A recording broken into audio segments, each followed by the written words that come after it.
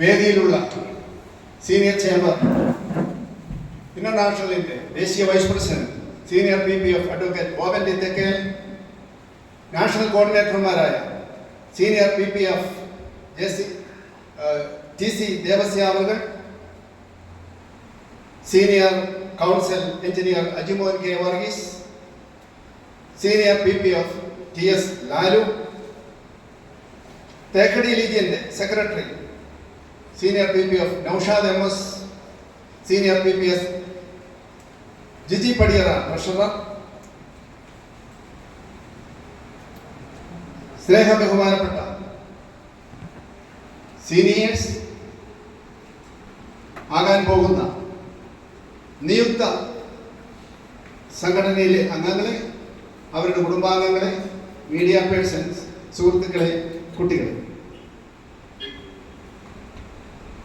ഇത് സമ്പന്നരുടെ ഒരു കൂട്ടായ്മയാണ്. സമ്പന്നർക്ക് മാത്രമേ ഈ സംഘടനയിൽ പ്രാധാന്യമുള്ളൂ. അനുഭവ സമ്പന്നർ, അതാണ് ഞാൻ ഉദ്ദേശിച്ചത്. അതാണ് മുഖ്യമന്ത്രി ഇവിടെ ചൂണ്ടിക്കാണിച്ചൊരു കാര്യം. നമ്മുടെ ഏറ്റവും വലിയ സമ്പത്ത് ധനമല്ല. നമ്മുടെ സമ്പത്ത് എന്ന് പറയുന്നത്, ഇതിൽ അംഗങ്ങളാകുന്നവരുടെ സമ്പത്ത് എന്ന് പറയുന്നത് അനുഭവജ്ഞാനമാണ്. അനുഭവങ്ങളും പഠനങ്ങളും. പ്രായം എന്ന് പറയുന്നത് അതിലെ ഒരു വലിയ ഘടകമേ അല്ല. 40 വയസ്സ് കഴിഞ്ഞ് ആർക്കും അംഗമാകാവുന്ന ഏക സംഘടനയാണ്, ഇത്തരത്തിലുള്ള ഏക സംഘടനയാണ് സീനിയർ ചേംബർ ഇന്റർനാഷണൽ എന്ന് പറയുന്ന സംഘടന. നമ്മുടെ അംഗങ്ങളിൽ എല്ലാവരും തന്നെ അതിസമ്പന്നരായ ആളുകളാണെന്നാണ് എൻ്റെ വിലയിരുത്തൽ. അവരെ മാത്രമാണ് ആദ്യത്തെ ഫൗണ്ടർ മെമ്പേഴ്സായി ഞങ്ങൾ ആലോചിച്ച് തീരുമാനിച്ച് ക്ഷണിച്ചിട്ടുള്ളത്. അതിന്റെ അർത്ഥം ഇനിയും ഈ നാട്ടിൽ അതിസമ്പന്നരില്ല എന്നുള്ളതല്ല. അവരെ കണ്ടെത്തേണ്ടിയിരിക്കുന്നു. അവരെയും കൂടി ഈ സംഘടനയിലേക്ക് കൊണ്ടുവന്നുകൊണ്ട് ഇത് അതിസമ്പന്നരുടെ അനുഭവ സമ്പത്ത് കൊണ്ട് വളരെ പ്രോജ്വലമായി പ്രവർത്തിച്ചു പോകുന്ന ആളുകളുടെ ഒരു സംഘടനയാക്കി ഇത് മാറ്റണം. ഇത് ഓർഗനൈസേഷൻ വിത്ത് എ ഡിഫറൻസ്. ധാരാളം ക്ലബുകളും സംഘടനകളും ഈ നാട്ടിലുണ്ട്. അതിൽ നിന്ന് വ്യത്യസ്തമായ ഒരു സംഘടന എന്ന നിലയിലേക്ക് ഈ സംഘടന പ്രവർത്തിക്കണം. അങ്ങനെ വരുമ്പോൾ നമ്മൾ ഈ 25 ആളുകളാണ് ഇവിടെ ചാർട്ടർ മെമ്പേഴ്സ്, ഫൗണ്ടർ മെമ്പേഴ്സ് എന്ന് പറയുന്ന 25 അംഗങ്ങൾ. അവരോരോരുത്തർ അവരുടെ കൂട്ടായ്മ, അവരുടെ കുടുംബാംഗങ്ങളും കൂടെ കൂടിയുള്ള കൂട്ടായ്മ, ഇത് കുടുംബങ്ങളുടെ ഒരു കൂട്ടായ്മയാണ്. ഈ 25 അംഗങ്ങളുടെയും അവരുടെ കുടുംബാംഗങ്ങളുടെയും സുഖങ്ങളും ദുഃഖങ്ങളും ഈ മുഴുവൻ ആളുകളുടെയും സുഖങ്ങളും ദുഃഖങ്ങളുമായിട്ട് മാറുമ്പോഴാണ് ഈ സംഘടന കൊണ്ട് പ്രയോജനം ഉണ്ടാകുന്നത്. അപ്പോൾ എന്താണ്, ഒരുപാട് വലിയ കാര്യപരിപാടികളൊന്നും ഇതുവരെ ആലോചിച്ചിട്ടില്ല. ആദ്യമായിട്ട് ചെയ്യണമെന്ന് വിചാരിച്ച ഒരു കാര്യം, ഈ അംഗങ്ങൾ തമ്മിൽ പരസ്പരം ഒന്ന് അറിയുന്നതിനും മനസ്സിലാക്കുന്നതിനും പരസ്പരം ഒരു നല്ല ബോണ്ടിങ് ഉണ്ടാകുന്നതിന് വേണ്ടിയിട്ടുള്ള എന്തെങ്കിലും ഒരു പ്രവർത്തനം എന്നുള്ളതിനെ കുറിച്ച് അനൗപചാരികമായി ആലോചിച്ചപ്പോ ഒരു പിക്നിക് നടത്തണം എല്ലാവരും കൂടി എന്നാണ് ആദ്യമായിട്ട് ആലോചിച്ചത്. ആ പോകുന്ന വഴിക്ക് നമുക്ക് സമയം കിട്ടും, എല്ലാവർക്കും പരിചയപ്പെടാനും മനസ്സിലാക്കാനും നല്ലൊരു കൂട്ടുകൂടുന്നതിനൊക്കെയുള്ള ഒരു അവസരം ഉണ്ടാകും എന്ന് മാത്രമാണ് കരുതുന്നത്. ബാക്കിയുള്ള സാമൂഹ്യ സേവന പ്രവർത്തനങ്ങൾ എന്തും നമുക്ക് ചെയ്യാമെങ്കിലും അതിലേക്കൊന്നും ആദ്യമേ കൈവയ്ക്കുന്നതിനായിട്ട് നമ്മൾ ഉദ്ദേശിക്കുന്നില്ല. ആദ്യം നമ്മൾ നന്നാവുക, അതിനുശേഷം നമുക്ക് മറ്റുള്ളവരെ നന്നാക്കുന്ന പ്രവർത്തനങ്ങളിലേക്ക് പോകാം എന്നുള്ളതാണ് നമ്മുടെ ഒരു കാഴ്ചപ്പാടായിട്ട് പോകുന്നത്. എനിക്ക് വളരെ സന്തോഷമുണ്ട്. ഈ 25 ആളുകൾ ഇതിന്റെ ക്രീമാണ്, ഈ നാട്ടിലെ ക്രീമായിട്ടുള്ള ആളുകളാണ്. അവരെല്ലാവരും സമ്പന്നരാണ്. അനുഭവങ്ങൾ കൊണ്ട് അവര് ആയിരുന്ന മേഖലകളിൽ വളരെയധികം വിരാജിച്ചവരാണ് എല്ലാവരും.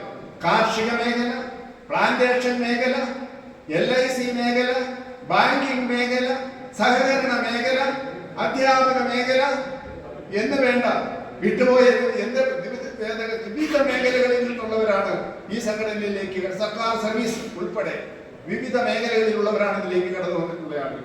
അവരുടെ എല്ലാവരുടെയും ഇപ്പോഴും റിട്ടയർ ചെയ്യാതെ സർവീസിൽ തുടരുന്ന ആളുകളുമുണ്ട് ഇതിനകത്ത്. നമ്മളൊരു 50 വയസ്സ് കഴിഞ്ഞ ആളുകളെയാണ് ഈ സംഘടനയിലേക്ക് പ്രധാനമായിട്ടും നമ്മൾ സ്വാഗതം ചെയ്തത്. അപ്പോൾ ഈ കൂട്ടായ്മ നമുക്ക് വളരെ ഭംഗിയായി, ഫലപ്രദമായി, പ്രയോജനകരമായി മുന്നോട്ട് കൊണ്ടുപോകണം. നമുക്ക് തന്നെ പ്രയോജനപ്പെടണം. അതിൽ നിന്ന് നമുക്ക് പ്രയോജനം ഉണ്ടാകുമ്പോൾ തീർച്ചയായിട്ടും അതിൻ്റെ ഒരു ഭാഗം നാടിന് നമുക്ക് കൊടുക്കേണ്ടി വരും. അപ്പൊ നാടിന് വേണ്ടി നമുക്ക് നല്ല കാര്യങ്ങൾ ആലോചിച്ച് തീരുമാനിക്കാം. എല്ലാവരും കൂടെ ഒരുമിച്ച് കൂടുന്ന ആദ്യത്തെ മീറ്റിംഗ് ഇത് തന്നെയാണ്. അതുകൊണ്ട് തന്നെയാണ് ഞാൻ പറഞ്ഞത്, ഇനിയുള്ള പ്ലാൻ ഓഫ് ആക്ഷൻ ഒന്നും തീരുമാനിച്ചിട്ടില്ല. അത് ഇനി ആലോചിക്കേണ്ടതാണ്. ആദ്യം ഇതിന്റെ എക്സിക്യൂട്ടീവ് കമ്മിറ്റി കൂടി, ഭരണസമിതി കൂടി ആലോചനകൾ വെച്ച് തീരുമാനമെടുത്ത്, അല്ലെങ്കിൽ ആലോചനകൾ വെച്ച് ജനറൽ ബോഡിയുടെ മുമ്പിൽ സമർപ്പിച്ച് അംഗീകാരം വാങ്ങി മാത്രമേ മുന്നോട്ട് പോവുകയുള്ളൂ.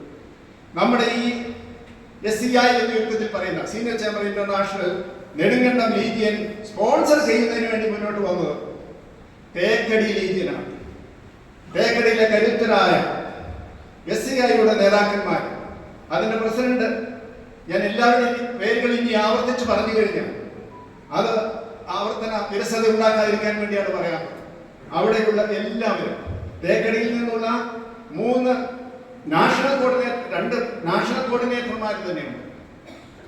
അജ്മോൻ കെ വർഗീസും അതുപോലെ തന്നെ ലാലു TS, അതുപോലെ തന്നെ അതിനു മുമ്പേ ദേശീയ വൈസ് പ്രസിഡന്റായി മാറിയ TC ദേവസ്യ അദ്ദേഹം, അതുപോലെ ഇരിക്കുന്ന മറ്റുള്ളവരും. അതിലൊരു കാര്യം ഞാനെന്ന് വ്യക്തിപരമാണ് എങ്കിൽ പോലും പറയുകയാണ്, ഇങ്ങനെ ഒരു സംഘടന ഉണ്ടാകുന്നതിലേക്ക് വഴിതെളിച്ച ഒരു കണക്ഷൻ, ഇതിനൊരു കണക്ഷൻ എവിടെയെങ്കിലും വേണമല്ലോ. ആ കണക്ഷൻ എന്ന് പറയുന്നത് SCI തേക്കടിയുടെ ട്രഷററായ മിസ്റ്റർ ജിജി ജെ കൊടിയറയാണ്.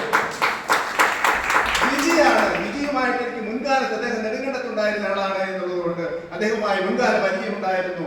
ഞാൻ കുമളിയിൽ സഖീവതി ആർട്സ് കോളേജ് പ്രിൻസിപ്പലായിരുന്നപ്പോൾ അന്ന് അദ്ദേഹവുമായി ഞങ്ങൾ വല്ലപ്പോഴും ഒക്കെ കാണുകയൊക്കെ ചെയ്യുന്നതായിരുന്നു. അന്ന് എന്നോട് പറഞ്ഞതാണ്, സാറേ ഇങ്ങനെയൊരു നല്ല സംഘടനയുണ്ട്, സാറ് പറ്റുമെങ്കിൽ നെടുങ്കണ്ടത്ത് അതിന്റെ ഒരു ശാഖ തുടങ്ങുക.